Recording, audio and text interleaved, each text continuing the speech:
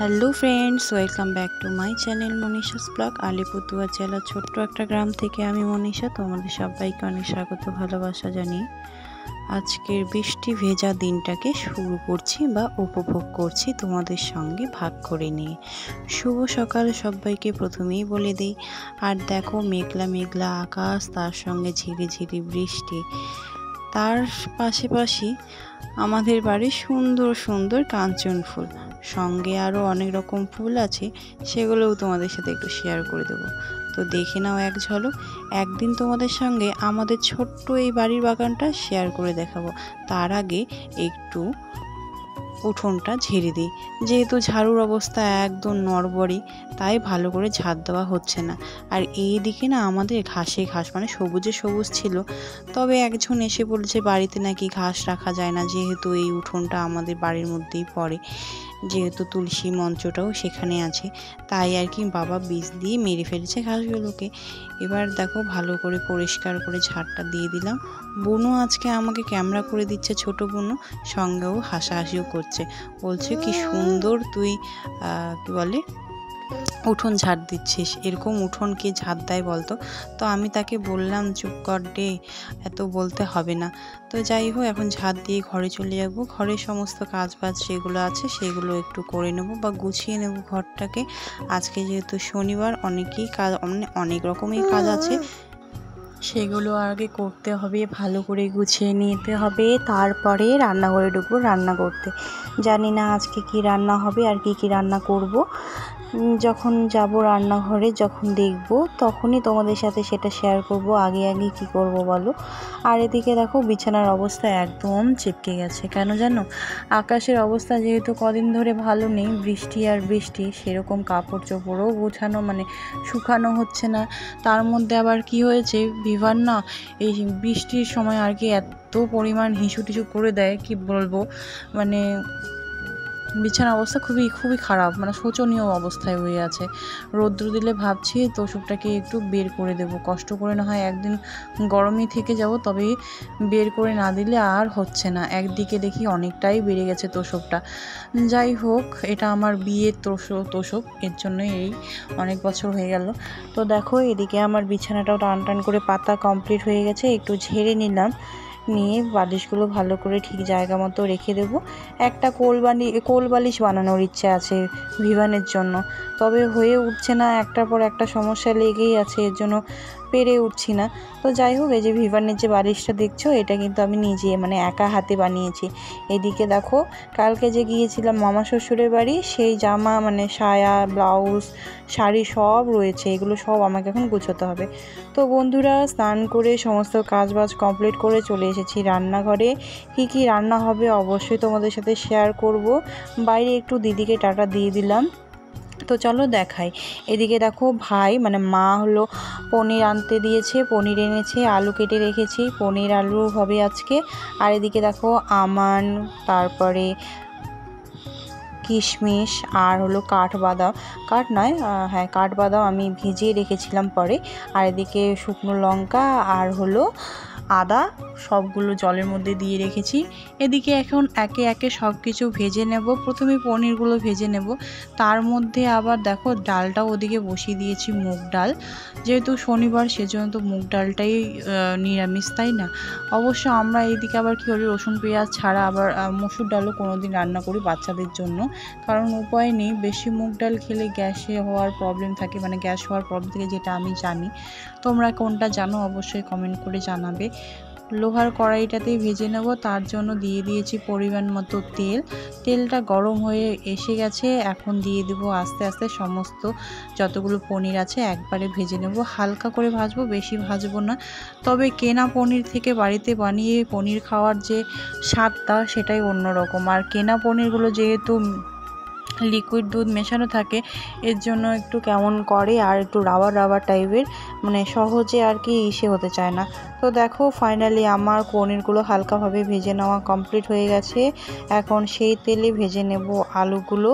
এখন আলুগুলো দিয়ে দেব, যেহেতু আমার এক হাত দিয়ে আমি ক্যামেরা করি আর এক হাত দিয়ে তোমার ভিডিও করি, মানে ক্যামেরা বলি ভিডিও করি, এক হাত দিয়ে রান্না করি, সেজন্য একটু অসুবিধাই হয়ে যায়। যদি ভিডিওতে কোনো কিছু মানে ঝাঁকি পেয়েও থাকে আর কি, তো সরি, তোমরা একটু ম্যানেজ করে নিও। এদিকে দেখো আলুগুলো আমি দিয়ে দিচ্ছি কড়াইয়ে। এখন ভালো করে ঘেটে মেটে ভালো করে লাল লাল করে আলুগুলোকে ভেজে নেব, যাতে আমার পনিরের সবজিটা তাড়াতাড়ি হয়ে যায়। এই কথাটা যে বললাম, এটার মধ্যে এক পালা গান আছে, কি জানো? এই যে ভেবেছিলাম তাড়াতাড়ি ভাজাভাজি করে নিলে আলুটা এখানে সেদ্ধ হয়ে যাবে, তবে কি হয়েছে আমার না এই পনিরের সবজি রান্না করতে অনেকটা টাইম লেগে গেছে। এদিকে সমস্ত কিছু আমি বেটে বুটে রেখে দিয়েছি। এটা কি বলো তো, এটা যে পনিরের টুকরোগুলো বেঁচে গেছে ছোট ছোটগুলো, সেগুলো আমি পেস্ট করে নিয়েছি। এখানে কাঠবাদাম কিশমিশ সব কিছু বেটে রেখেছি শিলনোড়ায়। এখানে গুঁড়ো জিরে, তারপরে আদা লঙ্কা সব বেটে রেখেছি। এখন দিয়ে দেবো ডালটা ফোড়ন। একদিকে ঝিঙ্গে এগুলো নয়, ধুন্দুলি যেগুলোকে বলে ধুন্দুল, সেগুলো আমি ভাজতে বসিয়ে দিয়েছি। আজকে একদম শর্টকাট রান্না করব, মানে যতই ভাবি যে শর্টকাট রান্না করব, শর্টকাট রান্না কোনো দিনই হয় না।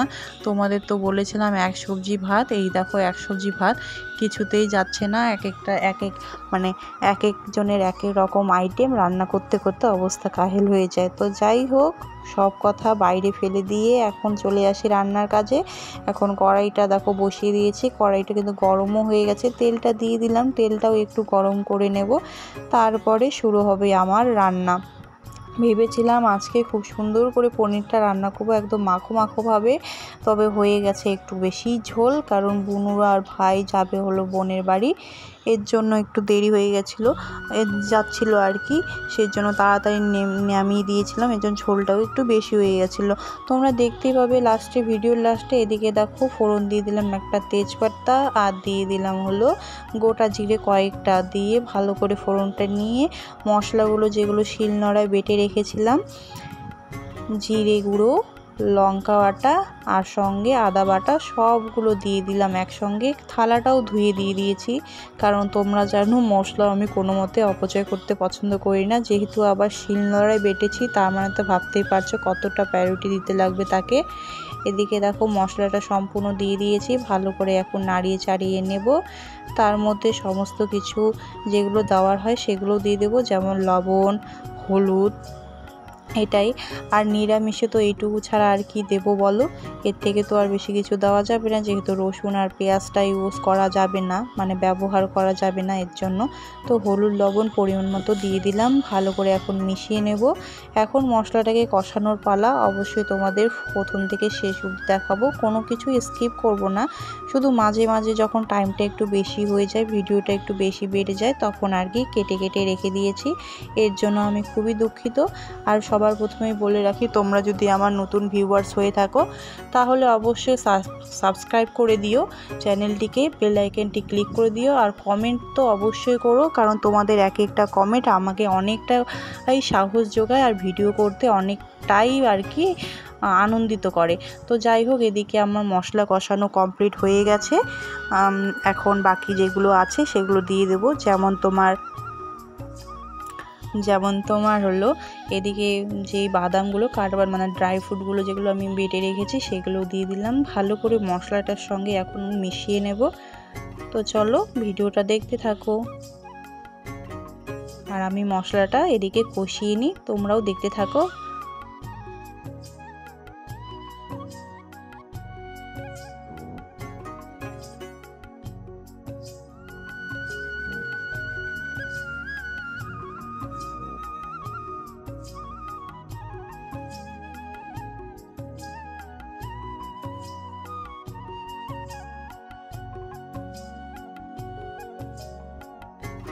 তো বন্ধুরা দেখো, এখন দিয়ে দিচ্ছি আমি সেই পনিরের টুকরো যেগুলো বেটে রেখেছিলাম, সেইটা দিয়ে দিলাম, দিয়ে ভালো করে এখন মিশিয়ে নেব। আর কালারটা দেখো একদম কিন্তু রেস্টুরেন্টের মতো চলে এসেছে কালারটা। এইভাবে যদি আমি তখন নামিয়ে নিতাম অবশ্যই ভালো হতো, তবে তোমরা যদি গ্রেভি খেতে চাও তাহলে এরকম করতে পারো, আর ঝোল যদি খেতে চাও তাহলে পাতলা করে নিতে পারো, দুটোই চলে আর কি। কিন্তু এরকম দেখতে কিন্তু যতটা না দেখতে ভালো লাগছে, তাতেই কিন্তু টেস্টি লাগে এরকম করে। তো যাই হোক, এখন ভালো করে আরেকটু কষিয়ে নেব, নিয়ে জল দিয়ে তারপরে সমস্ত কিছু করব। তো চলো।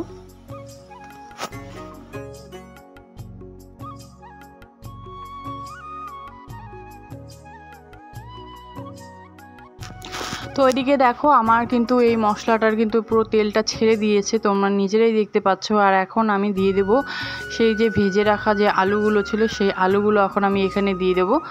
দিয়ে ভালো করে আরেকটু ভেজে নেব যাতে আলুতেও মশলাগুলো চলে যায়।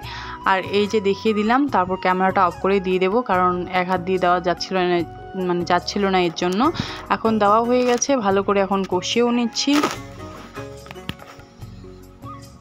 একটু কষিয়ে নিয়ে তারপরে জল দিয়ে দেব।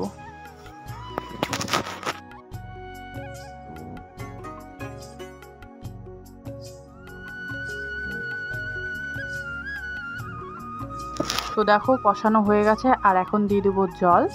তো জল দেওয়াও হয়ে গেছে, একটু টকবক করে আসলেই দিয়ে দেবো ভেজে রাখা পনিরগুলো।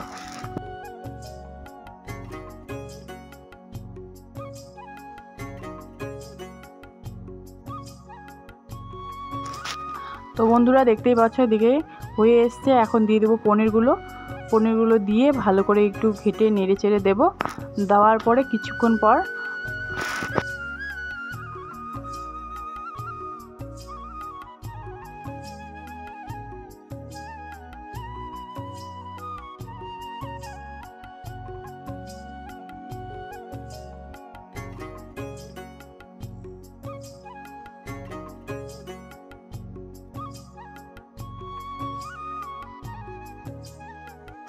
দিয়ে দেবো এখন ঘি 1 চামচের মতো। তো এই যে নিয়েছি 1 চামচ ঘিটা দিয়ে দিলাম, দিয়ে ভালো করে মিশিয়ে নেব।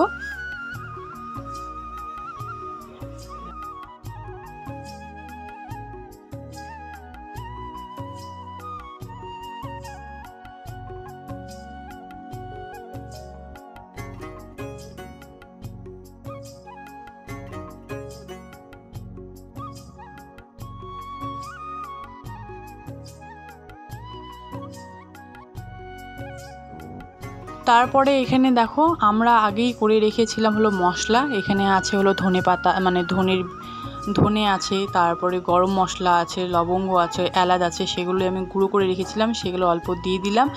দিয়ে 5 মিনিট ফুটিয়ে নিয়ে তারপরে নামিয়ে নেব।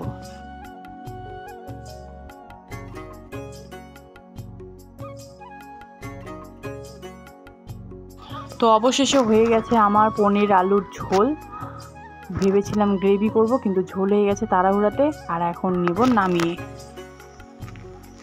এইভাবে তোমরাও ট্রাই করে দেখো, আশা করি তোমাদের ভালো লাগবে।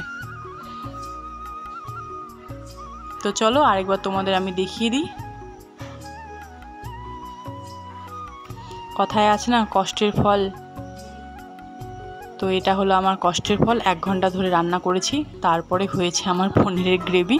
তো চলো একটু তোমাদের ভালো করে দেখিয়ে দিই। তো চলো আজকের ভিডিওটা এখান থেকে টাটা, বাই বাই, সবাই ভালো থেকো, সুস্থ থেকো, গুড নাইট সবাইকে।